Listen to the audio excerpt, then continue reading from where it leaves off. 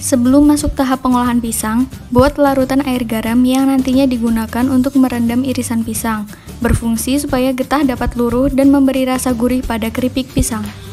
Tahap awal pembuatan keripik dilakukan dengan persiapan bahan berupa pisang kepok. Pisang satu persatu dikupas dan diiris tipis menggunakan slicer. Apabila tidak ada, dapat menggunakan pisau.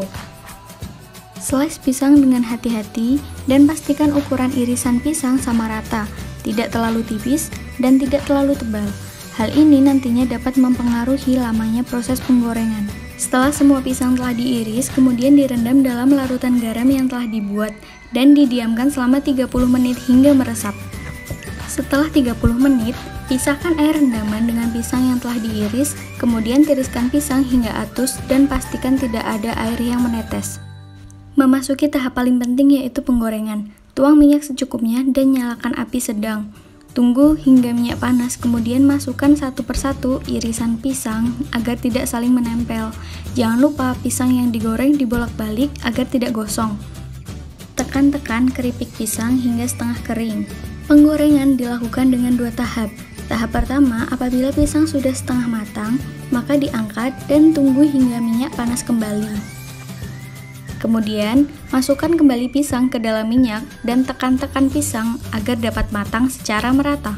Apabila warna keripik pisang berubah menjadi kecoklatan, angkat agar keripik tidak menjadi gosong, dan atuskan minyak agar tidak banyak minyak yang terserap pada keripik pisang.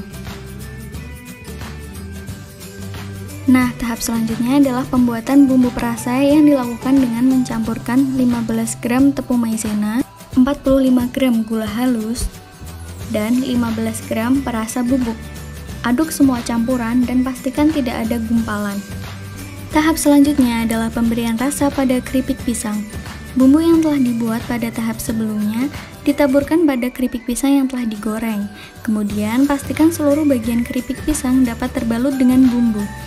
Setelah dirasa cukup merata, kemudian pindahkan ke wadah lain dan lakukan hal yang sama untuk rasa yang lain seperti coklat, green tea, atau taro. Setelah keripik pisang selesai dibumbui, selanjutnya adalah proses pengemasan.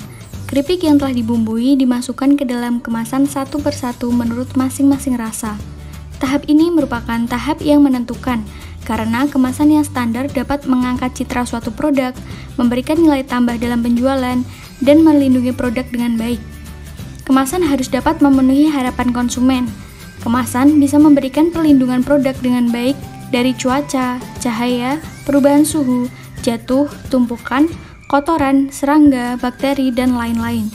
Struktur kemasan harus mudah dibuka, mudah ditutup, dan mudah dibawa, sehingga nantinya dapat menarik minat dan menambah nilai jual dari keripik pisang itu sendiri.